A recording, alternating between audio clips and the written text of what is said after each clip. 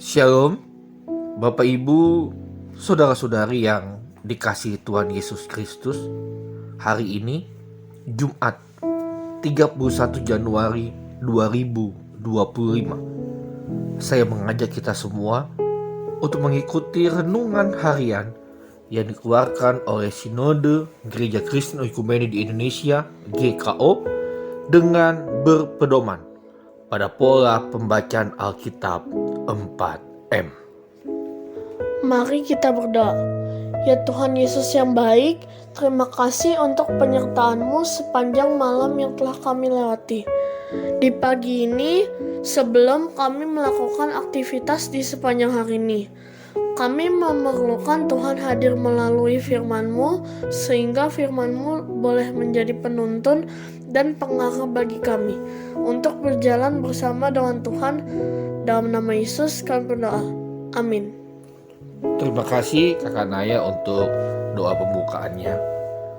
Bapak Ibu, saudara-saudari yang terkasih, untuk merenungkan firman ini, saya Pendeta Abraham Dotulong bersama istri Ibu Tika Surbakti dan anak kami Anaya Dotulong secara bergantian mengajak kita semua untuk menerima, merenungkan, melakukan, dan membagikan firman Tuhan dari Nehemia 8 ayat 10 dengan tema meresponi firman Tuhan. Mari kita membaca firman Tuhan dari Nehemia 8 ayat 10.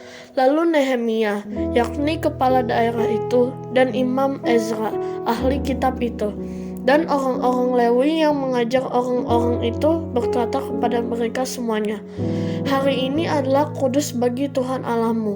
Jangan berduka cita dan menangis, karena semua orang itu menangis ketika mendengar kalimat-kalimat Taurat itu. Untuk menggali lebih dalam firman ini, kita akan dituntun dengan pertanyaan sebagai berikut. 1. Apa respon orang Israel setelah mendengar kalimat-kalimat Taurat itu? Ayat 10. Mereka meresponinya dengan hati yang hancur, dengan penyesalan dan pengakuan dosa sebagai tanda pertobatan yang sungguh-sungguh. Terima kasih Kakak untuk baca firman-Nya dan Mami untuk penjelasan pertanyaan dan jawabannya. Demikian lebih lanjutnya.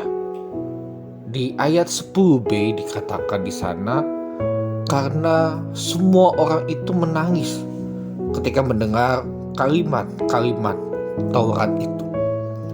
Ketika umat Israel ditegur oleh firman Tuhan, mereka meresponnya dengan hati yang hancur, dengan penyesalan dan pengakuan dosa sebagai tanda pertobatan yang sungguh-sungguh. Mereka tidak mengeraskan hati. Mereka tidak menolak firman Tuhan yang datang kepada mereka, sekalipun itu bersifat teguran yang keras. Justru mereka menerima firman itu dengan hati yang hancur. Firman Tuhan yang mereka dengar itu membawa pembaharuan dalam hidup bangsa Israel. Mereka berbalik dari dosa dan memisahkan diri dari cara yang tidak berkenan kepada Allah. Dan pada akhirnya mereka berkomitmen untuk tetap taat dan setia melakukan firman Tuhan itu. Akhirnya kita dapat melihat bahwa melalui firman Tuhan itu terjadilah kebangunan rohani yang luar biasa. Hal ini terjadi karena dua hal. Pertama, umat Israel telah belajar dari masa lalu. Bagaimana keadaan mereka pada masa lalu ketika mereka tidak mendengarkan firman Tuhan dan menganggap enteng atau meremehkan setiap firman Tuhan. Maka yang terjadi adalah mereka harus mengalami penderitaan yang luar biasa dengan dibuang ke Babel selama 70 tahun. Amsal 13 ayat 13 berkata, siapa meremehkan firman, ia akan menanggung akibatnya. Tetapi siapa taat kepada perintah akan menerima balasan.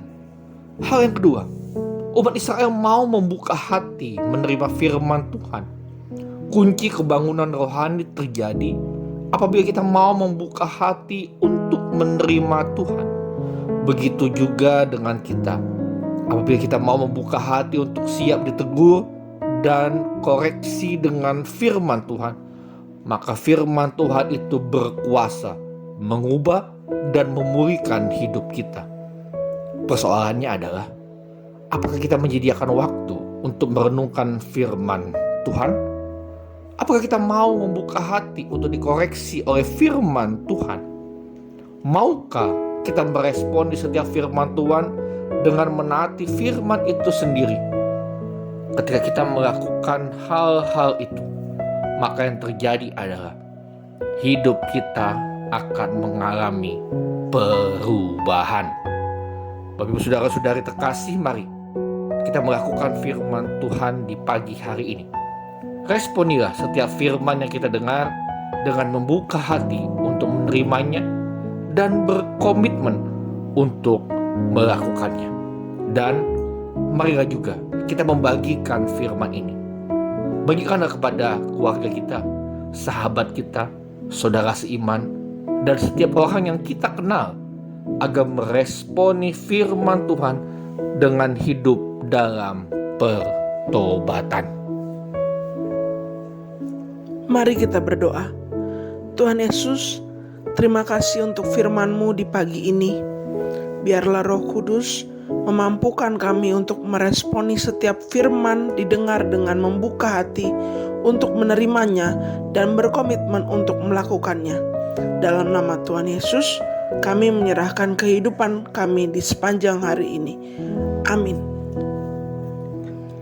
Selamat pagi. Selamat menjalankan aktivitas.